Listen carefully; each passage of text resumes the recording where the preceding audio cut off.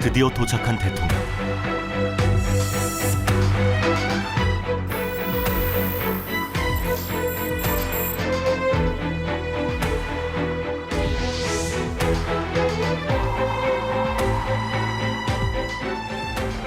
그가 다시 오릅니다.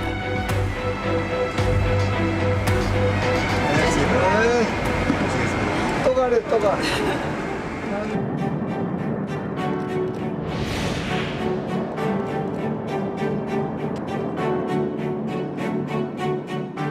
오직 대한민국 대통령만을 위한 전용기. 그 내부의 생생한 속살이 처음 공개됩니다.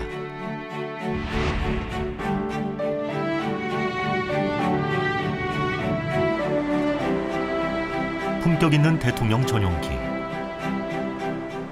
그런데 어쩐지 우아한 상상과는 거리가 멀어 보입니다.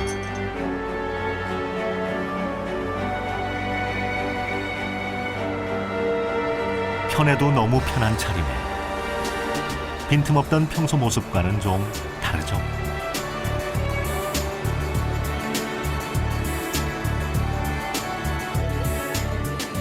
어쩌면 이런 모습일 수밖에 없는 이유가 있습니다. 임기의 8분의 1을 해외에서 보내고 지구를 무려 19바퀴나 비행한 대통령. 그리고 역대 대통령 중 가장 많은 해외 순방 일정을 소화한 대통령. 하늘에서의 삶이 너무나 익숙한 일상이 된 그에게 전용기는 움직이는 집무실이 될 수밖에 없었습니다. 시차 적응도 이보다 더 빠를 순 없습니다. 젊은 보좌진들도 힘들어하는 시간 차이도 거뜬히 이겨내는 비밀. 무조건 현지 시간에 정신과 몸을 함께 맞추는 것이죠.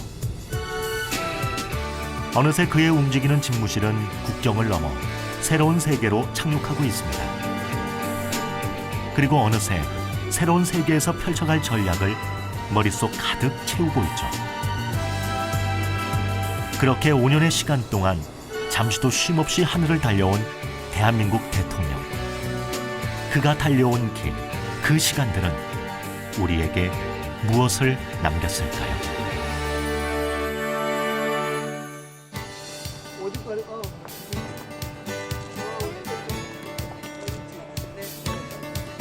대한민국의 살림살이에 기분 좋은 날이 찾아왔습니다.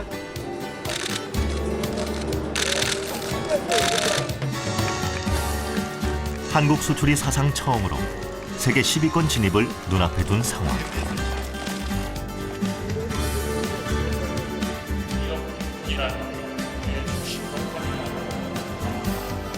기름 한 방울 나오지 않지만 고부가가치 제품으로 수출 1위에 오른 석유 제품들의 약진이 눈부시고 조선, 반도체, LCD, 평판 TV도 변함없이 세계 1위의 자리를 지켰습니다.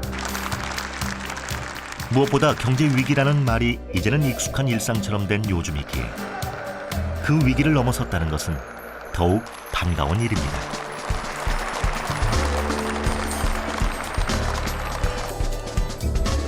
그 의미 있는 결실을 되새기기 위해 한자리에 모인 한국 무역의 주역들. 특히 그 어떤 대통령보다 열심히 전 세계 방방곡곡을 누빈 이명박 대통령에게 이 순간은 더욱 값지게 다가가겠죠. 올해 우리는 또다시 무역 1조 달러를 달성하게 될 전망입니다. 그 결과 이탈리아를 추월해서 세계 8대 무역 대국으로 올라서게 됐습니다. 혹독한 경제 위기를 2번이나 맞아야 했던 지난 5년. 그러나 그 어려움은 대한민국을 더욱 단단하게 만들었습니다. 그리고 그 뒤에는 바로 지구촌과의 공존에 눈뜬 대한민국이 있었습니다. IMF를 경험한 한국인에게 2008년의 파고는 그리 강하지 않은 듯했습니다. 상당히 97년도 위기 이상으로 2008년도의 위기의 강도는 훨씬 강했습니다. 그것은 모든 것을 집어삼킬 만한 거센 태풍과도 같은 위기였습니다. 사실 저희 국민들은 그게 그렇게 심각한지 모르고 넘어갔을 겁니다. 2008년의 글로벌 금융위기, 그 파고를 대한민국은 어떻게 넘겨낼 수 있었을까요? 이제 달러가 부족하게 되니까 우리나라에 들어왔던 달러들이 이제 전부 다 빠져나가기 시작을 했고 그것을 계속 방치했을 경우에는 이 97년과 같은 부도 위기가 나는 거죠. 사실 대한민국 역시 금융 위기에서 자유로울 수 없었습니다. 폭발 직전에 화약고가 존재하는 상황. 그것을 일시에 안정시킨 극적인 사건이 바로 한미 통화 스와프. 그 뒤에는 숨겨진 이야기가 있었습니다. 제가 모시고 있던 강만수 장관한테 무조건 그 금리 불문하고 자금이 어려울 때는 빌려와야 된다라는 말씀을 하셨고 통화 수합 과정에서 제가 대통령한테 직접 전화를 받아왔습니다. 그래서 반드시 좀 성사시키도록 해라.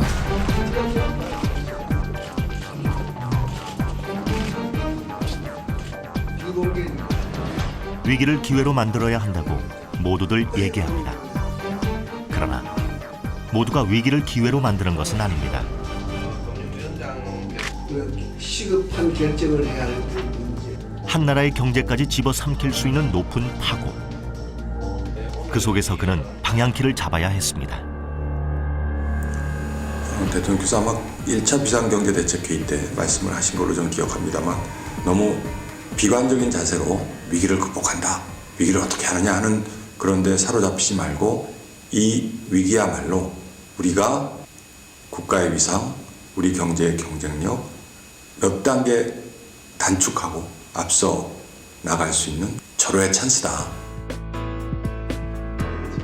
위기를 기회로 바꾸며 얻은 자신감. 그것은 대한민국을 더 큰 세상으로 이끌었습니다. 비상경제대책회의가 2009년 1월에 시작해서 아마 2012년 말에 막을 내린 것으로 알고 있습니다. 지속되는 글로벌 경제 위기 속에서 결국 비상경제 체제를 매주 한 번씩 회의도 하고 현장도 점검하고 각 이해관계자들의 이야기도 듣고 거기서 처방을 내고 했던 그런 결집된 노력이 결국은 글로벌 경제 위의 파고를 다른 어느 나라보다 가장 빨리 넘어가는 결과로 이어지지 않았나 하는 생각이 들고요.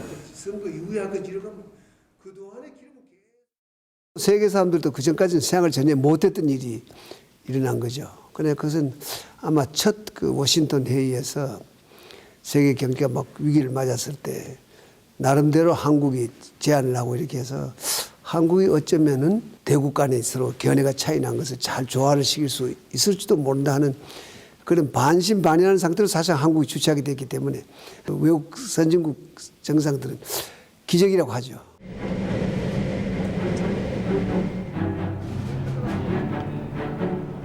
(2009년 9월 26일) 서울로 돌아오는 대통령 전용기 안에는 그 어느 때보다 들뜬 분위기가 넘쳐났습니다. 지난주 미국에서 열린 G20 피츠버그 정상회의에서 내년 11월 G20 정상회의를 한국에서 개최하기로 결정하였음을 국민 여러분께 보고를 드립니다. 불과 100년 전이었습니다. 나라를 잃은 우리 대표가 국제회의장 밖으로 쫓겨나야 했던 아픈 역사. 그러나 이제 그때 그 나라의 대표는 그 회의장의 중심에 서게 됐고 세계 정상들이 그를 주목하게 됐습니다. 우리 스스로도 믿기지 않는 변화. 그것은 어떻게 가능했을까요? 글로벌 에코노미와 프레임워크에 대한 이야기를 계속 처음에 사실 저희가 그 G20 진입하는 거에 대해서 그 견제가 많았습니다. 주변에. 또 아시아 대표 중에 한 곳으로 저희가 들어가는 거에 대한 반대가 은근히 많았어요. 그냥 그 당시에 이미 중국과 일본은 거의 당연히 들어가 있는 것이고 그 다음에 그 국력의 크기를 볼 때 인도와 인도네시아도 들어갈 것이 거의 확실시 돼 있었거든요. 사실 G20 정상회의 유치 전은 초반부터 막강한 경쟁자와 겨뤄야 했습니다. 처음에 이제 일본이 원했었는데 우리나라도 사실은 아시아 차원에서 이제 일본에서 유치하는 거를 처음에 지지를 했었습니다. 근데 그 당시에 일본의 그 정치 상황이 굉장히 복잡하고 그래서 다른 나라로부터 신뢰를 받지 못했어요. 그래서 2회 이제 G20 정상회의가 런던으로 가면서부터 이제 저희가 우리도 한국에도 이제 찬스가 한번 오겠구나라고 해서 그때부터 이제 치밀하게 접근을 했고 2차에 이어 3차 정상회의 개최까지 고배를 마신 후 2010년 정상회의 개최를 강력하게 희망했던 일본. 그러나 분위기는 다르게 흘러가고 있었습니다. To say something, and then we can have a general discussion. 2차 회의에서 3차 회의 개최지가 미국 피츠버그로 결정된 후 버락 오바마 미국 대통령은 이 대통령에게 뜻밖의 이야기를 전합니다.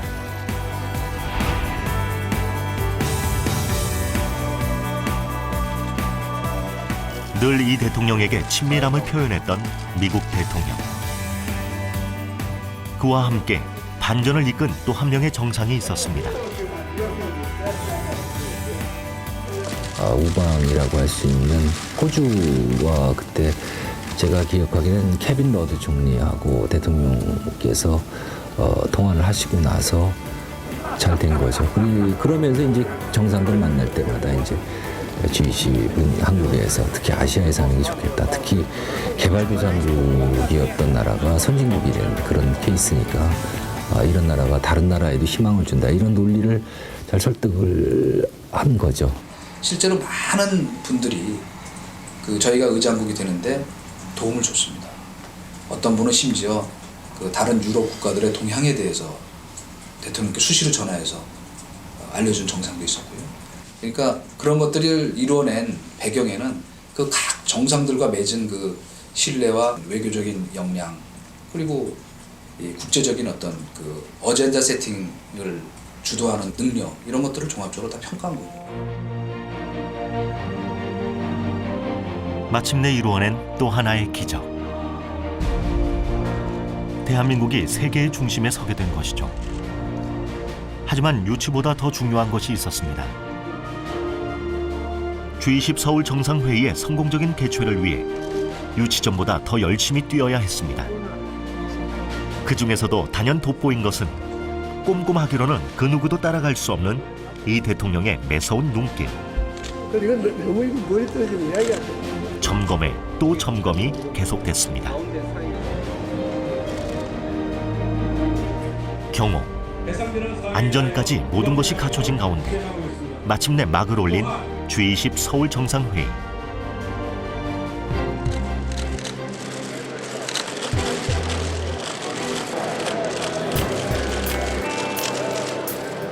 아시아 국가 중 최초이자 G7 국가가 아닌 국가, 대한민국에서 개최된 G20 서울 정상회의. 사실 해외의 반응은 기대 반 우려 반이었습니다. 상징적 의미 정도에 만족하자는 분위기도 있었죠. 그 당시에 미국과 중국이 아주 팽팽히 맞서고 해서 전혀 합의를 못 해가지고 정말 성과를 못 거둘 때 마지막 한국이 주체를 해가지고 오바마 측과 이제 후진타오 측을 합의를 극적으로 하게 되는 성과를 냈기 때문에 세계 G20 사에서 어떤 면은 가장 성공적인 정상회의를 개최했다 이렇게 평가를 받고 있는 거죠. 하지만 결국 우리는 해냈습니다. 대한민국이 세계의 중심에 설 수 있다는 소중한 자부심을 갖게 된 것입니다.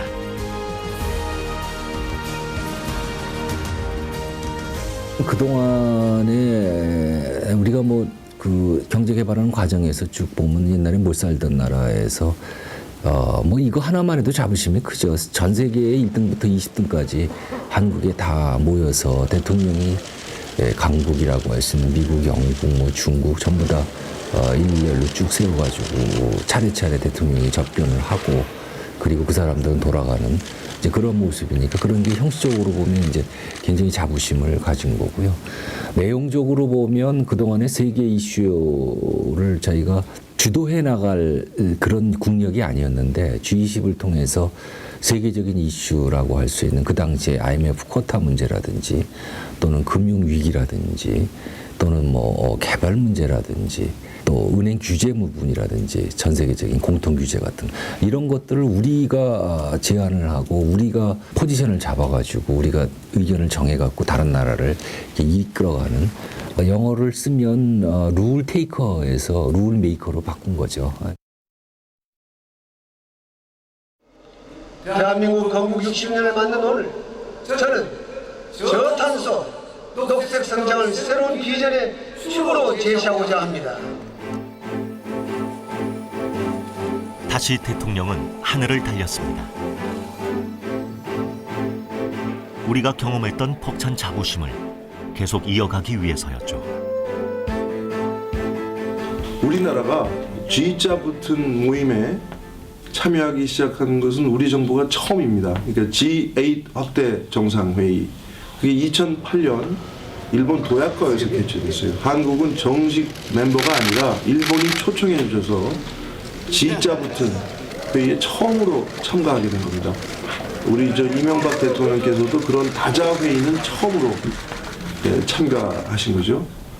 거기서 대통령께서 녹색 성장에 관한 일종의 운을 떼신 게 있습니다.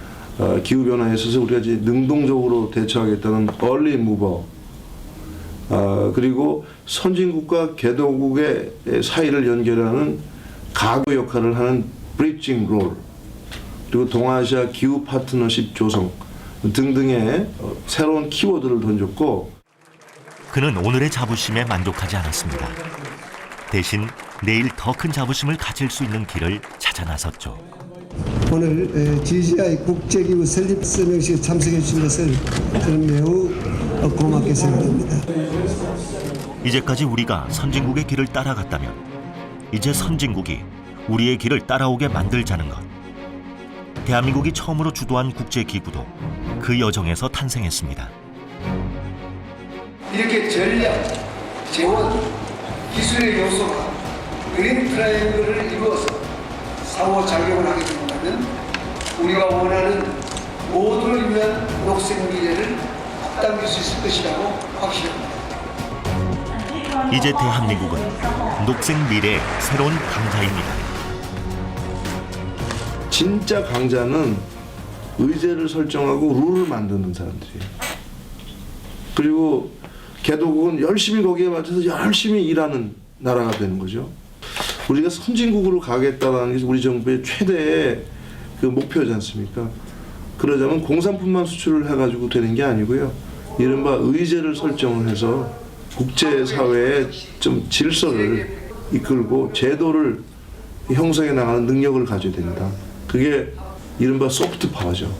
녹색 성장은 그런 면에서는 한국 국내뿐만 아니라 국제사회에 통용되는 의제를 그렇게 해서 전략적으로 설정을 한 겁니다.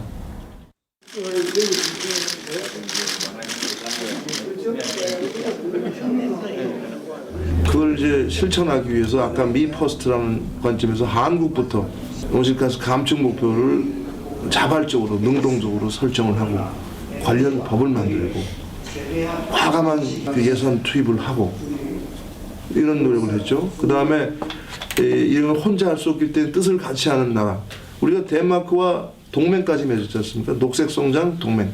덴마크는 실질적으로는 저 앞에 나가 있는 나라지만 한국이 아주 맹렬하게 열정적으로 일관되게 이 녹색 성장을 추구하는 것을 보고 한국과 뜻을 같이 하고 싶다.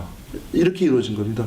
그런 나라들이 이제 호주, 멕시코, 노르웨이, 심지어 산유국인 UAE, 카타르 이런 나라로 폭이 넓어졌죠.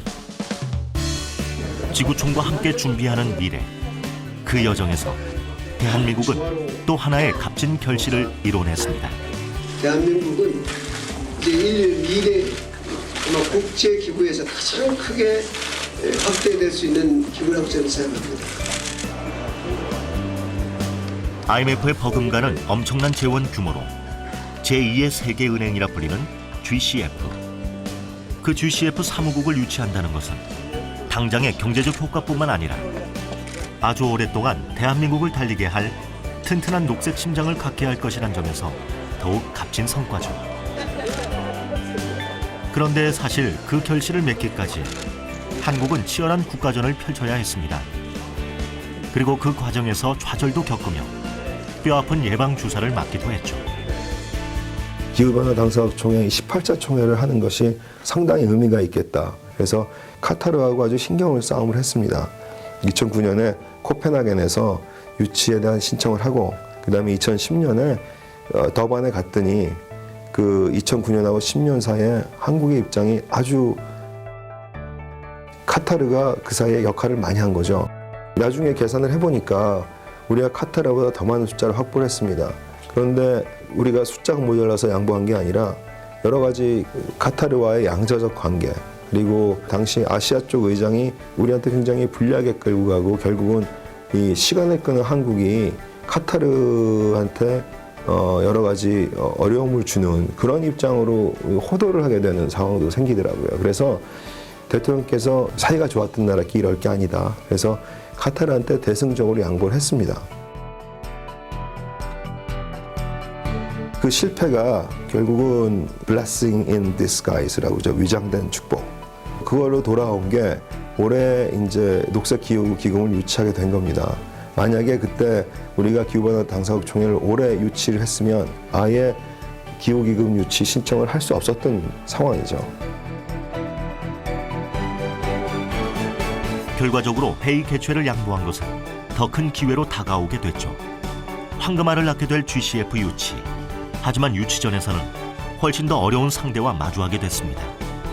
처음에는 비관적이었고 기대를 안 했어요. 사실은 마지막 표 분석을 할 때 한 12대 12, 24개국 중에 12대 12로 분석이 됐고 그것도 좋게 받아서 독일하고 12대 12였고 한 표만 저쪽으로 가면 이제 우리가 지는 그런 거였죠.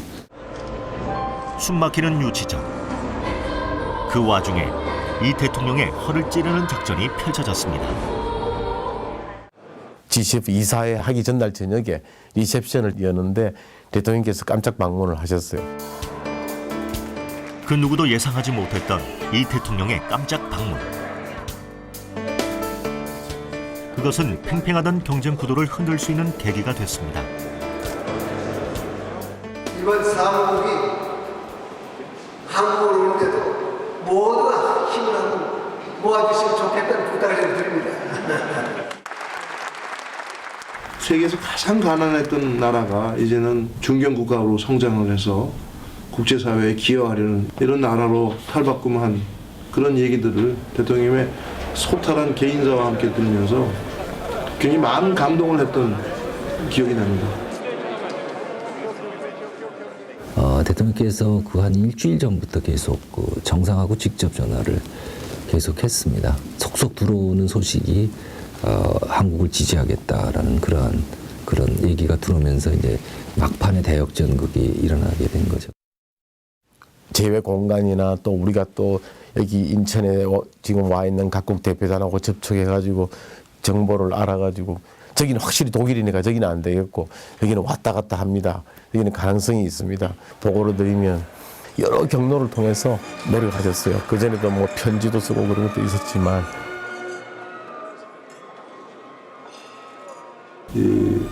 환경 최강국이죠. 또 경제도 최강국 중에 하나인 독일을 상대로 아주 그 다윗과 골리앗의 싸움이라는 말이 나올 정도로 굉장히 힘겨운 어쩌면 거의 불가능에 가까운 그 경쟁을 한 것도 우리가 그동안 녹색 성장을 꾸준히 펴온 점과 더불어 대통령의 리더십, 국제적인 네트워크 이런 것들에 대한 믿음도 좀 작용을 했습니다.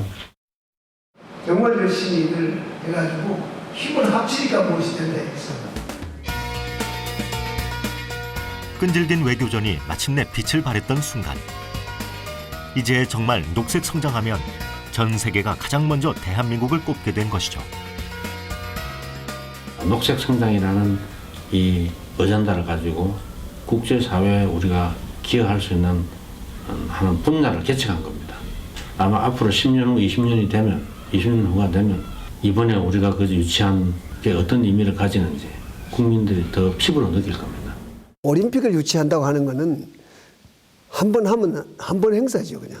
한 번 하고 나면 끝나면 또 끝인데, 예를 들면 이런 그 기구를 우리가 국제 기구를 유치한다고 하는 거는 100년, 200년, 300년 그냥 계속 가고 갈수록 더 이제 대한민국 위상을 올리는 데도 그렇고 대한민국 발전에 큰 영향을 주고 또 그 국제 기구에 최소한도 4분의 1 정도는 대한민국 사람들이 일할 수 있기 때문에 많은 일자리를 창출합니다. 녹색 성장의 새로운 길을 열었던 이 대통령. 사실 그는 유난히 첫 길을 많이 열어왔습니다. 대한민국 현직 대통령으로서는 최초의 북극 방문. 역사적인 현장답게 특별한 이가 함께했습니다. 이미 2012년 5월 한국을 방문해 한국인들에게도 친숙해진 덴마크의 프레드릭 왕세자의 따뜻한 환영. 그것은 그린란드에게도 한국에게도 미래를 위한 의미 있는 여정이 시작된 순간이었죠. 대통령께서 그린랜드, 북극이죠. 북극을 다녀오시기로 결심을 한 것은 기후변화의 문제가 먼 미래가 아니라 지금의 문제다. 바로 우리의 문제라는 것을 국민들과 함께 공유하기 위해서였습니다. 첫 북극길에서 대통령을 환영해준 그린란드 자치정부 클라이스트 총리. 그와 함께 그린란드의 국민들도 대한민국을 따뜻하게 맞아주었습니다.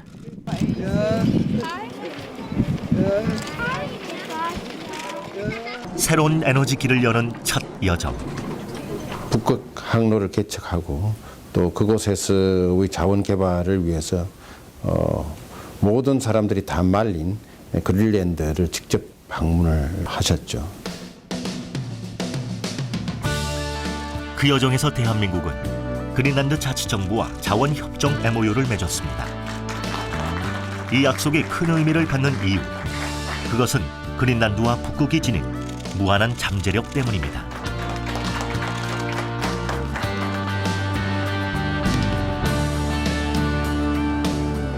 그린란드와 북극은 온갖 자원이 잠들어 있는 무한 에너지의 보고입니다.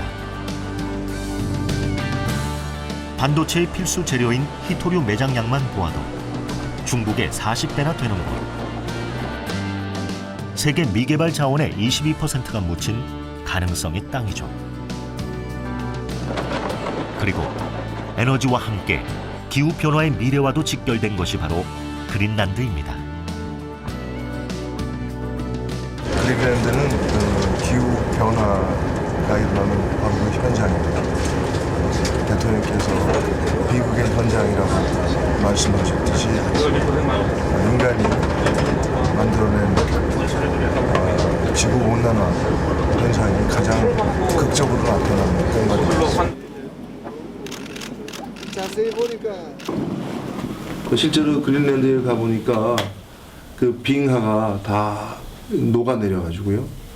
육지에서는 그 얼음을 찾기가 어려운 상태가 됐을 정도로 관측사상 가장 많은 얼음이 녹아내리는 것을 진짜 눈으로 목격할 수 있었고요.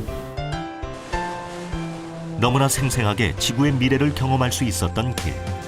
대통령으로서 그가 연 첫 길.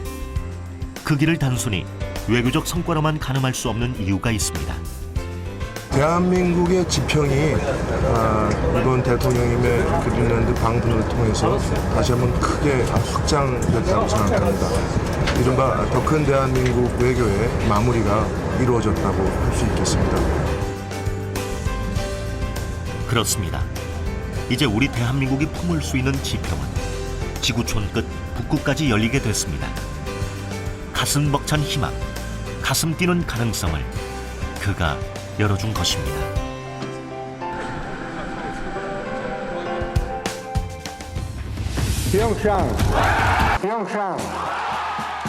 그리고 또 하나의 가슴 뛰는 기억. 대한민국 국민이라면 누구나 환호했던 그때를 기억하십니까? 정말 긴 시간의 도전이 결실을 맺었던 기쁨의 순간이었죠. 사실 그 뒤에도 긴박하고 치열했던 유치 전쟁이 있었습니다. 역시 사람에 대해서는 마음을 움직여야 된다. 마음을. 그래가지고 IOC 위원들 한 사람 한 사람에 대한 그 인적 사항과 개인적인 어떤 이런 인연, 근데 그게 없을 때는 그 사람의 관심사, 이걸 전부 파악을 하게 했어요. 파악을 하게 해가지고 한 분 한 분 다 맞춤형으로 그 지지를 호소하는 편지를 썼습니다. 근데 그 편지도 그냥 무슨 외교적인 경로를 통해서 보내는 게 아니에요. 직접 현지에 있는 외교관과 현지에서 가장 활동을 많이 하는, 우리 예를 들어서 그 한인 뭐 기업도 있을 수 있고 현지 교민도 있을 수 있고 그러잖아요. 그분을 하여금 직접 정성껏 갖다 주고 설명하게 했어요. 거기에 감동 안 할 사람이 어디 있어요? 2011년 7월 운명의 도시 더반에 이 대통령 내외가 도착했습니다.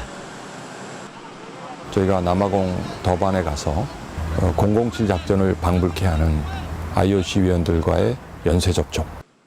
IOC 위원들이 묵고 있는 호텔에 객실 2개를 쓰면서 조용히 비밀리에 30여 명을 번갈아 연쇄적인 면담을 가졌던 거죠. 공식적인 목적은 아프리카 3개국 순방이었지만 진짜 목적은 IOC 위원들의 마음을 움직이는 것. 그를 위해 이 대통령은 직접 쉽지 않은 도전에 나섰습니다.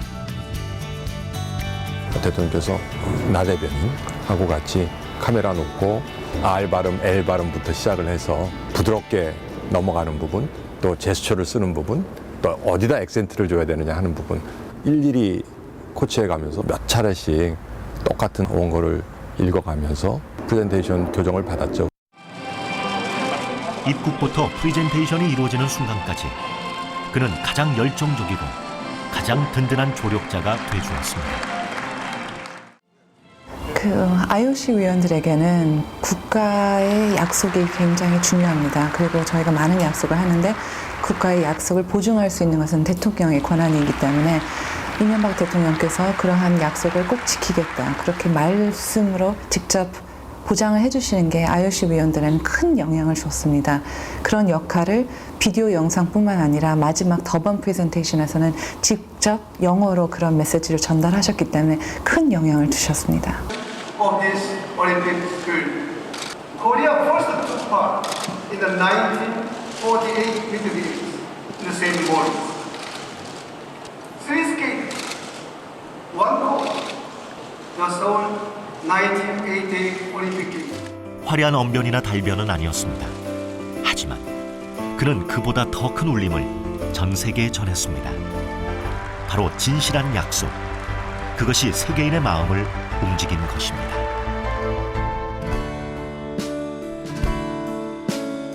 상대를 이해하려는 치밀하고 사려 깊은 노력.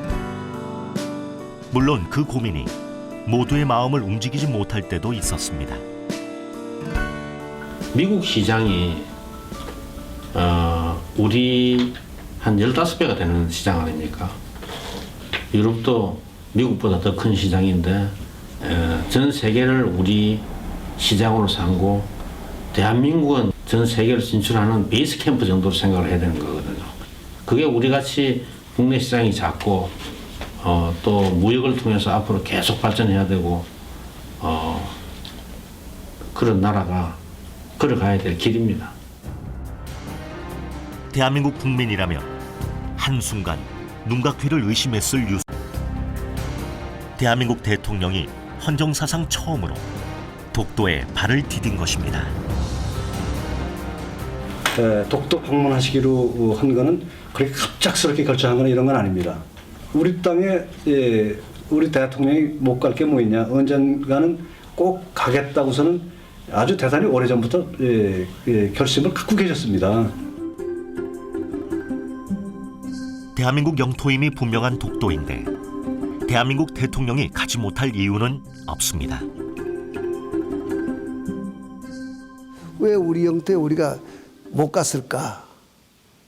이렇게 생각하면서 그냥 조금 여러 가지 감회가 있었고, 한 번 더 우리가 이제 이 독도라는 것은 뭐 정말 누가 뭐라 그러더라도 우리 땅이라는 걸 보여주는 계기가 됐다는 그런 의지를 가지고 내가 도착한 거죠.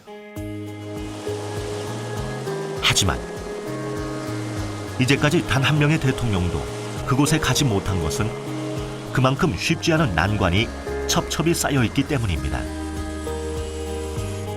서울에서 독도까지 434km. 하지만 그 길은 훨씬 더 멀고 멀었습니다.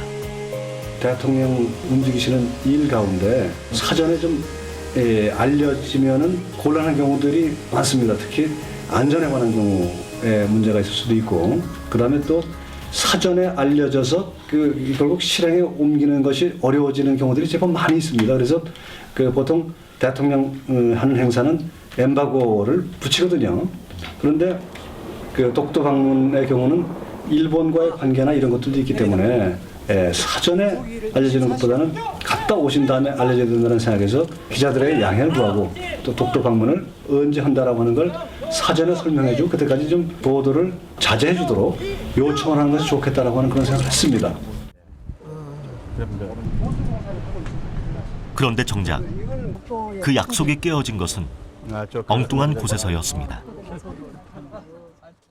일본 언론에 먼저 났습니다. 우리 언론들이 보도하기 이전에 어떤 면에서는 예상도 됐던 일입니다만 저는 그래도 우리 언론들을 좀 한편으로 좀 믿었습니다. 뭐냐면 기자들이 사전에 알면은 보고들을 하거든요. 회사 내에. 그래도 그 안에서 지켜지리라고 생각됐는데 일본과 외교적 문제가 민감하게 얽혀있는 속에서 결과적으로 오해를 부를 수밖에 없었던 결과. 그러나 우리는 기억합니다. 당당히 대한민국 대통령으로 열었던 첫 길. 당당히 우리의 영토를 밟았던 대한민국 대통령을 기억합니다.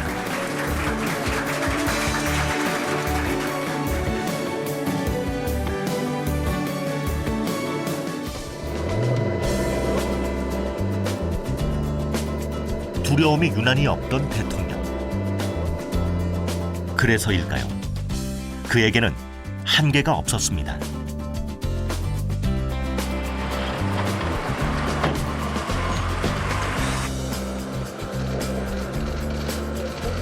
필승! 저희 박상혁 충성을 다하겠습니다.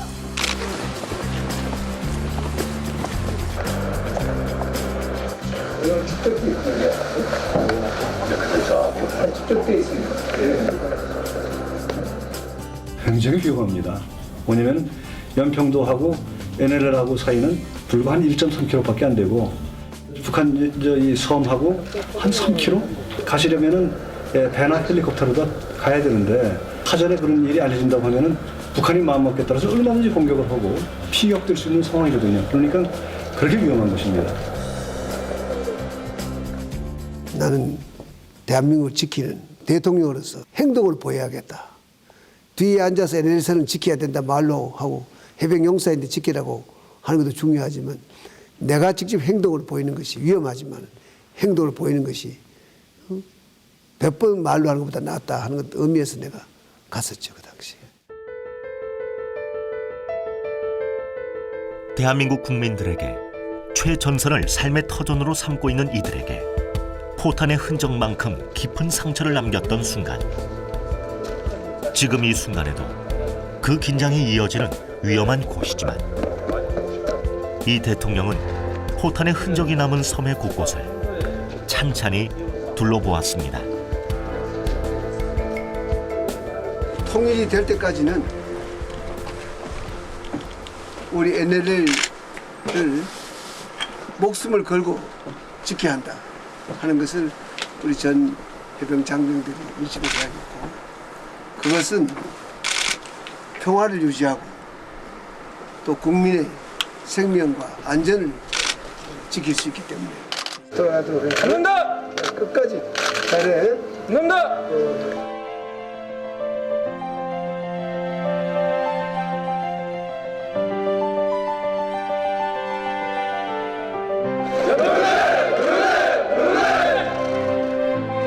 때론 무겁고 힘겨운 그 길을 묵묵히 가고 있는 이들의 손을 잡아주고 어깨를 두드려주기 위해 나섰던 길. 그러고 보니 그에게는 유난히 찻길이 많았습니다. 처음 길을 연다는 것은 항상 그만큼의 용기를 필요로 합니다. 그래도 더 많은 용기가 필요한 이들을 위해 그는 두려움 없는 대통령이 되어왔습니다.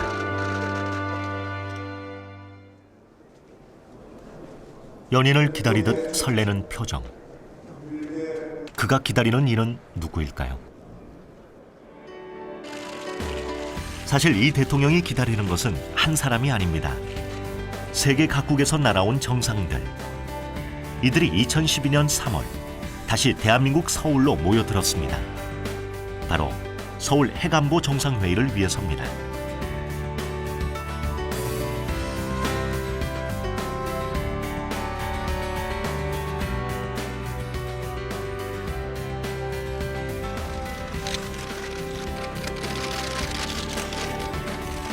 이 회의는 사실 그 규모만으로도 무게감을 알 수 있습니다. 유엔 총회를 제외하면 가장 많은 나라가 참여하는 행사이자 우리나라에서 열리는 최대 규모의 정상회의죠.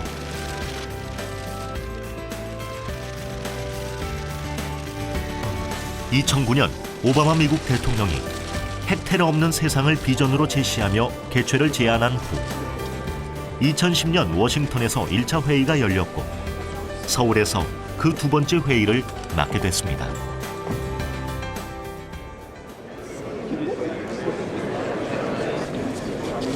Good morning.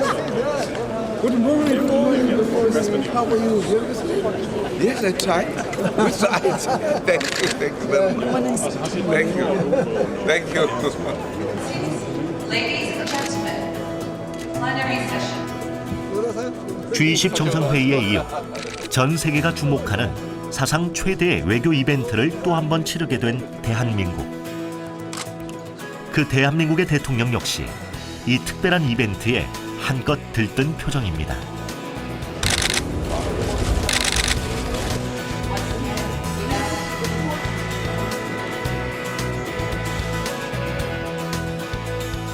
대한민국 정부와 국민을 대표하여 2012년 서울 해관보 정상회의에 참석하신 여러분을 진심으로 환영합니다.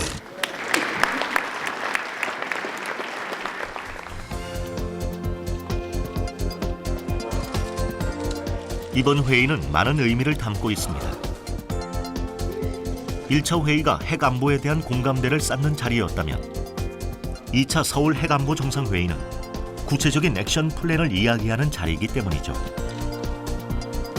그리고 한국의 원자력 발전과 안전 시스템을 알리는 의미도 담고 있습니다.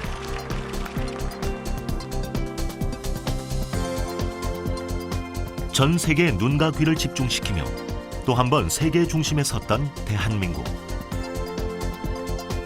이 경험이 무엇보다 값진 시간으로 기록될 이유가 있습니다. 유일한 분단 국가에서 세운 평화의 이정표.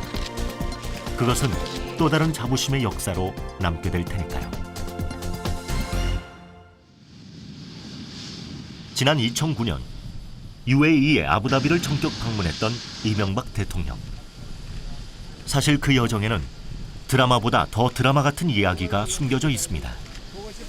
유명한 당시 외교장관이 UAE를 방문해서 아부다비에 머무는 동안에 갑자기 UAE 왕세자가 이번에 UAE가 원전을 발주하는 데 있어서는 프랑스의 아레바라는 기업에 손을 들어줄 수밖에 없다 하는 그런 메시지를 받게 된 것 같아요. 약간의 가능성이라 해도 망설일 여지가 없을 만큼 엄청난 기회. 대통령께서 UAE 그 당시 왕세자한테 조금 전화를 했으면 좋겠다. 전화를 좀 연결해보라고. 스스로 아마 고민을 많이 하셔서 UAE 왕세자하고는 이런 식으로 통화를 해야 되겠다 이렇게 결심을 한 게 있었던 것 같아요.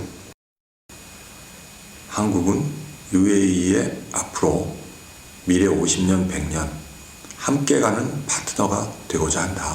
이렇게 결정이 된 것 같습니다라고만 보고 드리고 그걸로 끝날 줄 알았는데 그게 시작이 될 줄은 생각을 못했죠. 그리고 뭐 바로 그냥 다음 날로 대표단 꾸려서 준비 다 하고 대통령 앞에 리허설 해가지고 했는데 외교부에서는 이미 끝난 것을 전화를 할 필요가 없다고 이제 이야기를 했지만은 나는 중동 그 왕실의 그 관습이라든가 이런 것들을 좀 아는 편이기 때문에 이번에 이 일은 안 되더라도 내가 전화를 해가지고 우리의 노력을 설명을 하고 이렇게 해서 이 다음 기회라도 갔든지 그렇지 않으면 다른 걸로 보상을 받든지 그런 계산을 가지고 내가 전화를 했는데 물론 전화하는 과정이 좀 어렵고 했지만은 그래서 그게 이제 출발의 시점이 됐죠. 그 부분이 결국은 UAE 원전 수주의 결정적인 전환점이 됐다고 저는 생각합니다. 그 짧지만 밤늦게 UAE 왕세자하고 몇 차례 통화를 하면서 한국이 이 원전 수주를 통해서 단순히 이익만 취하려는 게 아니고 UAE의 미래상을 같이 만들어 나가겠다는 강한 의지를 갖고 있구나. 5번째인가 전화하실 때는 대통령께서 한번 그 UAE를 와주시면 어떻겠느냐. 그래가지고 12월 23일에서 아마 26일 날 그 UAE를 방문하셔가지고 이제 왕세자가 공항까지 직접 나온 것은 이례적인 일이었죠. 특별한 대접은 거기에서 끝나지 않았습니다. 모든 게 서프라이즈의 연속이라고 보죠. 왜냐하면 예정이 없었던 아부다비 왕세자가 갑자기 헬기 타고 와서 영접도 하고 UAE 측에서 갑자기 이명박 대통령님을 저희 왕세자가 모시고 가겠다. 직접 동승을 해서 그야말로 이제 두 분만의 대화가 시작이 된 거죠.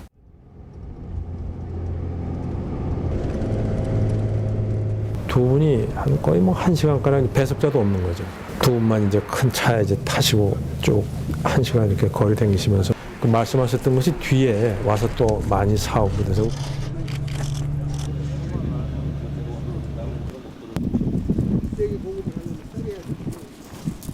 기존에 있었던 일정들이 계속 변경돼서 번거롭고 당혹스럽고 불편은 하지만 야, 뭔가 이루어지겠다.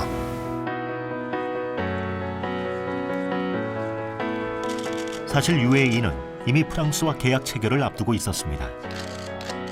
이 대통령이 아부다비를 직접 방문하기 전이었던 2009년 11월만 해도 대통령의 통화 조사도 피하던 상황이었죠. 그런데 포기를 몰랐던 대한민국 대통령의 확신과 열정. 그것은 대세를 바꿔놓기 시작했습니다. 계속해서 감지됐던 왕세자의 특별 대우. 그것은 아부다비 방문 내내 이어졌고 결국 대한민국 외교 역사상 오래도록 기억될 특별한 발자국을 남겼습니다.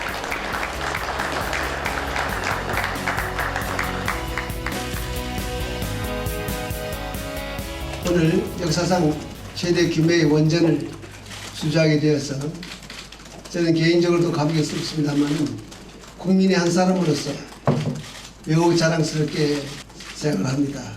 대한민국 한전 콘소시엄이 이번 원전 수주의 최종 확정자로서 국내외 공표를 하게 되었습니다. 사실상 그 중동국가에 있을 수 없는 상대 국가와 계약서가 다 합의되고 서명할 날짜가 통보를 직접 전화로 프랑스 사르코지 대통령한테 전화를 한 사람이 그 사람이 그걸 취소를 하고 대한민국하고 계약을 하겠다고 하는 것은 뭐 기적에 가깝죠. 그런데 그분이 그랬습니다. 내일 이야기할 때. 이것은 내가 이렇게 했지만은 이건 사람의 뜻이 아니고 신의 뜻이다. 역사에는 가정이 없다고 하죠. 상상하는 것도 무의미하다고 말합니다. 그래도 궁금한 점.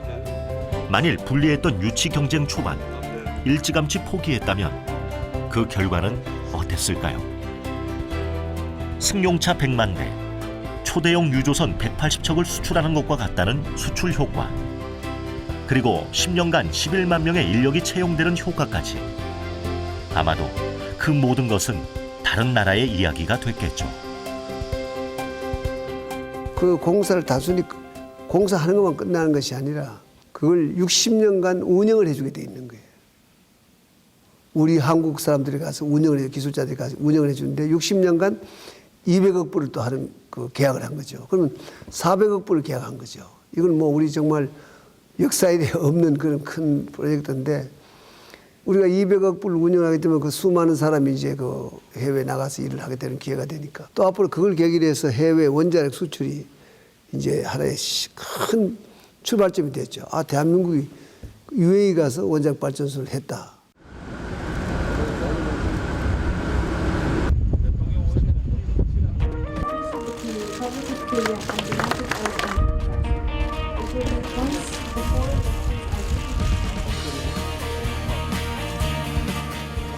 집요하고 고집스럽고 게다가 포기라는 것은 도통 모르는 대한민국의 대통령.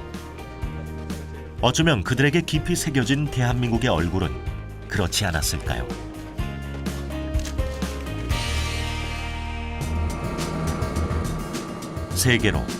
세계로 눈을 돌렸던 그의 개척 정신. 적어도 그 부분에 있어서만큼은 콜럼부스도 한 수 배워야 할 것 같습니다. 그렇다고 해서 그런 결단들이 매번 거침없이 이루어졌던 것은 아닙니다.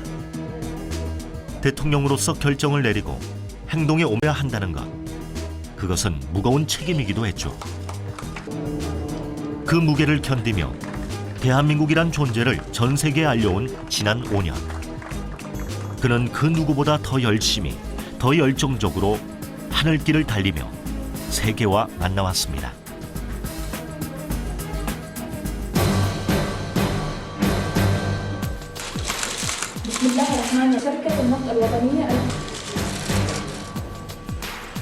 이제 그는 또다시 새로운 내일을 생각합니다. 그리고 또다시 더 큰 세상으로 나아갈 준비도 합니다.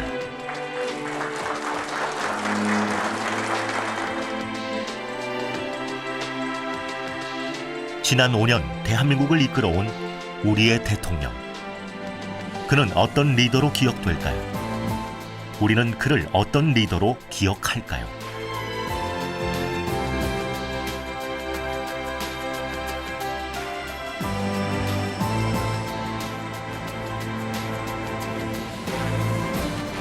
(5년) 동안 쉼없이 올랐던 하늘길. 그는 다시 그의 날개가 되어준 전용기에 오릅니다. 그에게 하늘길은 새로운 세상으로 향하는 통로이자 새로운 세상을 꿈꾸게 하는 두근거리는 창이었죠. 통화하는 게 아닌데. 감사합니다. 자, 그래.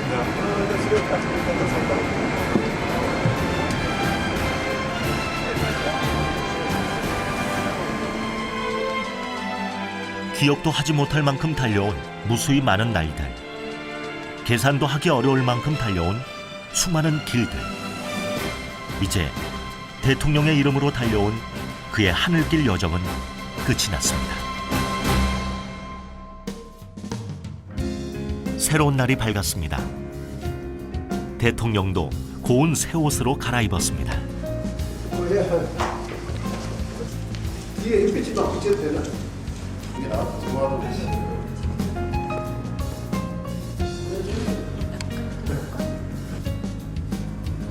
존경하는 국민 여러분, 개사년 새해가 밝았습니다.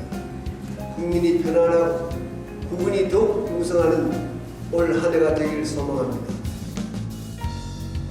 대통령의 마지막 새해 인사. 정말 마지막입니다. 눈 올 때 찍어야지. 눈 오는 바깥에서 이렇게 말을 할 때도 있어요. 청와대의 고운 자태도 기억하려 합니다. 그리고 그에게는 오래도록 기억하고픈 그의 사람들도 있습니다.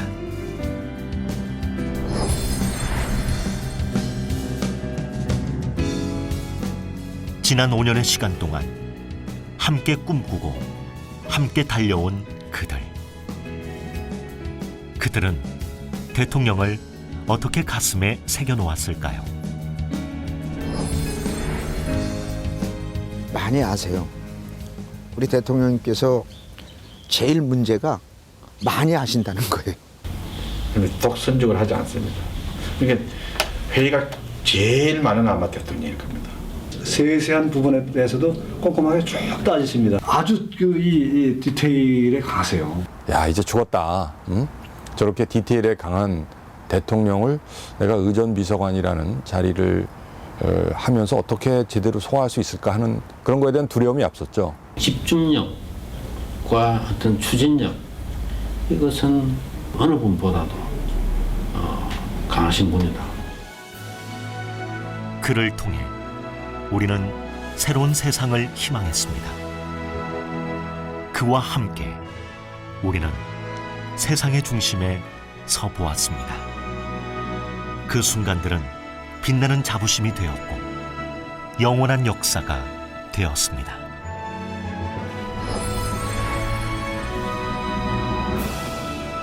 세계적인 시각을 가지고 판단하시고 격식이 없으면서 그 내용을 중시하는 가치 창출의 대가 거기다가 대한민국의 미래를 새롭게 연 대통령. 누구는 세상에서 가장 영광스러운 자리라고도, 또 누구는 세상에서 가장 외로운 자리라고 하겠죠. 그래도 함께 꿈꾸었던 이들이 있었기에 대통령은 세상 속으로 뚜벅뚜벅 걸어갈 수 있었습니다. 그리고 또 다른 세상을 향한 그의 여정은 이제 다시 시작입니다.